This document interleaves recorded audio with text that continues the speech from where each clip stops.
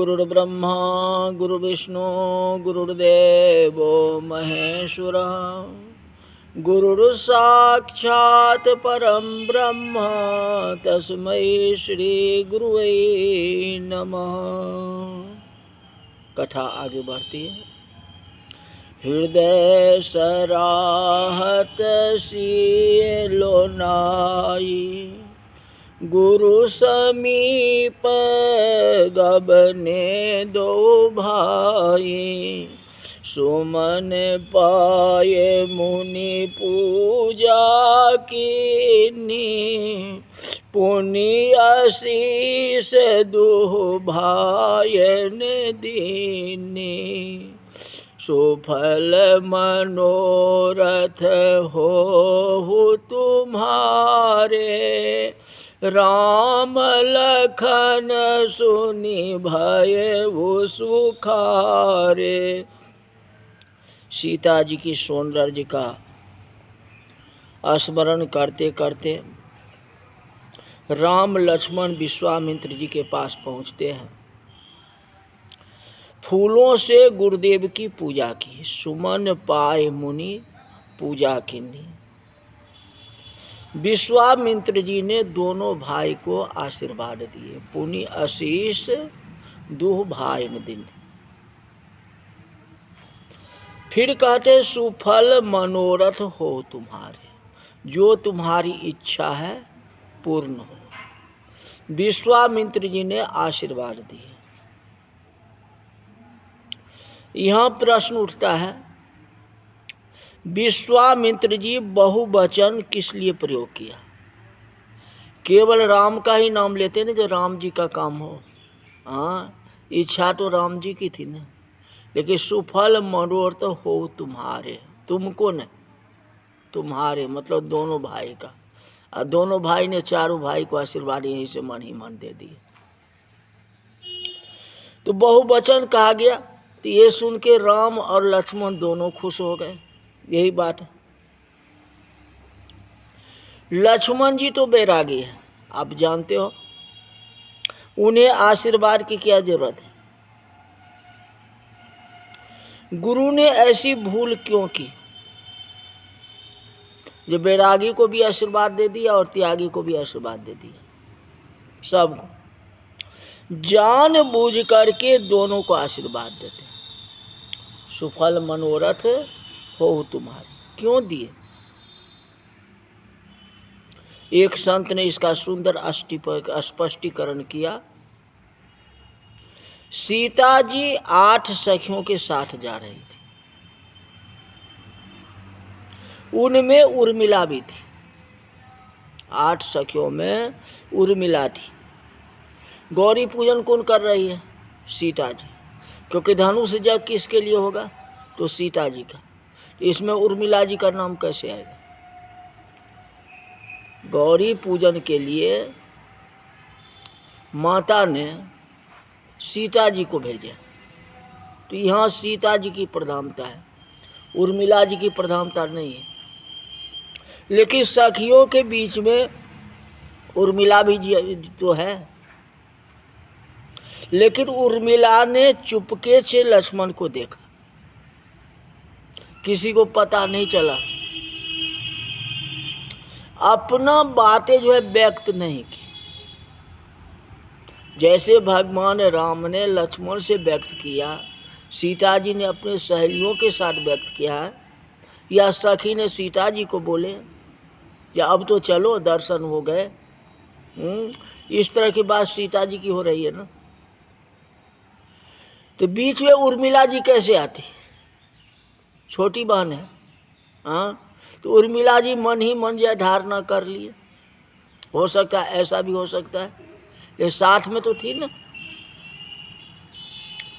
और लक्ष्मण जी ने भी उन्हें देख लिया था। लेकिन बात ये जो है अंदर ही अंदर रह गया। बात जो है विख्यात नहीं हुआ है, क्योंकि रोल जो है यहाँ लीला किसको करनी है? भगवान राम की। क्योंकि विवाह तो चारों भाई का हुआ, लेकिन क्या कहते हैं जो राम विवाह, आप यही कहते हो ना, राम विवाह उत्सव। लक्ष्मण विवाह उत्सव कोई कहता है? तो प्रधानता जो राम जी का है। मंत्र दृष्टा ऋषि लक्ष्मण जी के भाव जान गए थे, इसलिए उन्होंने लक्ष्मण जी को चुपके से आशीर्वाद दे दिया। विश्वामित्र जी ने चुपके से आशीर्वाद, तुम गुप्त रखते हो तो मैं भी इस बात को गुप्त ही रखता हूँ, लेकिन आशीर्वाद देता हूँ, तेरा मनोरथ पूर्ण हो, सुफल मनोरथ हो ही तुम्हारे। अति आनंद हुआ। मंगलमय में राम लक्ष्मण जी ने गुरु जी को प्रणाम किया। दूसरी रात जनकपुर में समाप्त होती है। प्रातः सबने अपने अपने नित्य कार्य पूर्ण किया। आज भगवती किशोरी जी का भाग्य का निर्णय है, कथा भी आप लोग ध्यान से सुनेंगे। आज जो है धनुष यज्ञ का दिन है। प्रातः काल से ही राजा महाराजा धनुष यज्ञ के भूमि पर पहुंच रहे हैं। राजा जनक ने सतानंद से विनती की कि विश्वामित्र जी को ले आओ और राम लक्ष्मण विश्वामित्र आदि को सबको साथ में लाओ। सतानंद जी विश्वामित्र के पास आते हैं, जनक जी का संदेश कहते हैं, महाराज आप पधारो, तब यज्ञ शुरू होगा। राम लक्ष्मण आए, सतानंद जी को प्रणाम किए, गुरु के पास में बैठे। सतानंद पद बंदी प्रभु, कौन? भगवान राम ने सतानंद जी को प्रणाम किया, वंदना की। सतानंद पद बंदी प्रभु, और फिर बैठे गुरु पही जाया, गुरु जी के सामने जाके बैठ गए, उनके साथ में जाके बैठ गए। तो चलहु तात मुनि कहु तब, पठवा जनक बुलाई। विश्वामित्र जी कहते हैं अब तो चलो, बुलावा आया, सतानंद जी बुलाने के लिए आए हैं, अब धनुष यज्ञ में तो चलो, धनुष यज्ञ में तो आ ही गए हो, लेकिन अपना आसन तो ग्रहण करो। लक्ष्मण जी हंसते हंसते कहते हैं कि महाराज मुझसे पूछो तो केवल इतना ही कहूँगा कि यश का पात्र वही बनेगा जिस पर आपकी संत की कृपा। ऋषि मुनियों के साथ विश्वामित्र जी राम लक्ष्मण को लेकर के जनक जी के यज्ञ में जाने के लिए निकलते हैं। लोगों को मालूम हुआ तो अपना काम काज छोड़ के राम दर्शन करने आ गए। धनुष यज्ञ का मंडप भीड़ से भरा हुआ है। द्वार पर परिचारकों को बुला करके सब व्यवस्था करनी पड़ी। सब अपनी अपनी स्थिति के अनुसार जो है मंडप में बैठे। राजा महाराजा अपनी जगह, ऋषि मुनि अपनी जगह, महिलाएं अपनी जगह। जागबल जी महाराज कहते हैं विश्वामित्र और राम लक्ष्मण पधारे। उस समय राजा जनक के द्वार पर उनका सम्मान किया गया।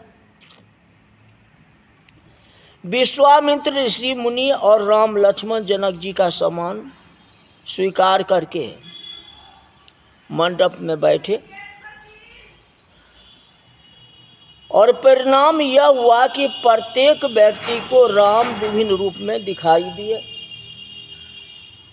जिनकी रही भावना जैसी, प्रभु मूर्ति देखी तिन तैसी।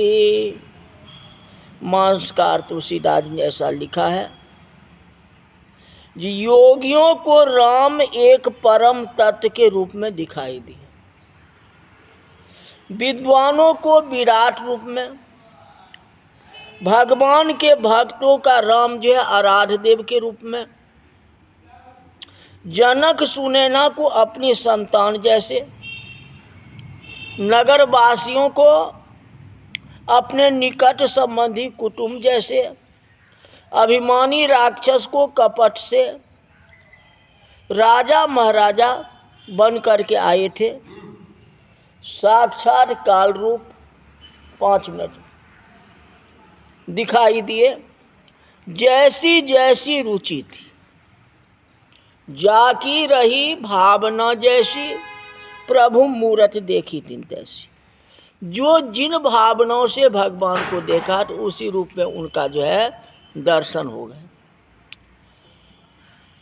बिल्कुल मर्यादा है, किसी की अस्पष्टता नहीं की, रुचि के अनुसार जो है सबको भिन्न भिन्न रूप में दिखाई देते हैं।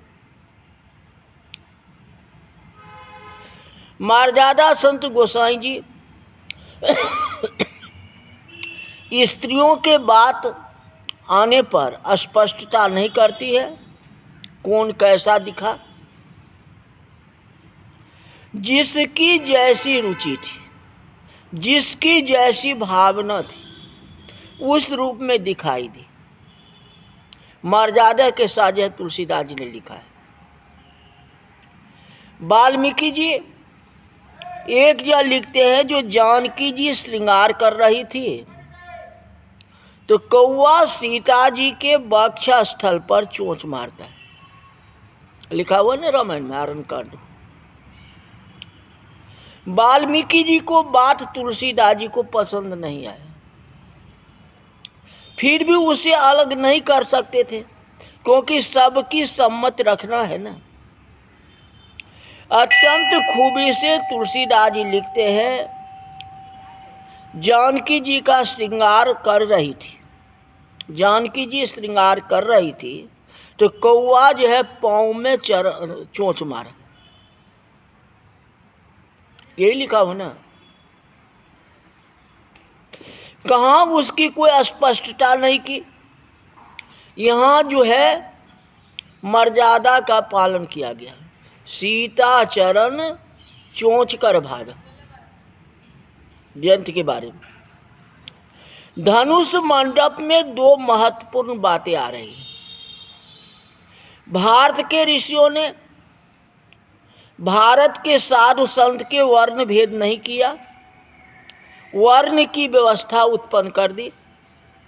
अतः तुलसीदास जी ने लिखा कि ब्राह्मण क्षत्रिय 2 मिनट ब्राह्मण क्षत्रिय वैश्य जाति के लोग कुल के अनुशासन मंडप में बैठे। कही मृदु बचन विनीत तिन्हों बैठा रे नर नारी। अब उत्तम माध्यम नीच लघु निज निज थल अनुहारी। यहाँ भेद नहीं, व्यवस्था है। वर्ण भेद की बात तो लोग अपने स्वार्थ के लिए करते हैं, बाकी अपने ऋषि मुनियों ने वर्ण भेद की बात नहीं की। वर्ण व्यवस्था की बात ही नहीं है। पाँव पाँव का, हाथ हाथ का, मुंह मुंह का काम करता है, उसमें कोई परिवर्तन नहीं होता है। यही व्यवस्था है, हमारी संस्कृति है। आज शंकराचार्य जी कहते हैं मुझे कोई जाति पात में जो है भेद नहीं है, जिसके हृदय में जो भावना हो। हरि के भजे सो हरि के हो। जो भगवान का भजन करेगा तो वह भगवान का ही होगा, इसमें कोई प्रकार की संदेह नहीं है। इस तरह आज की कथा यही तक रही, फिर कल बताएंगे। बोल जा रामचंद्र भगवान की जय।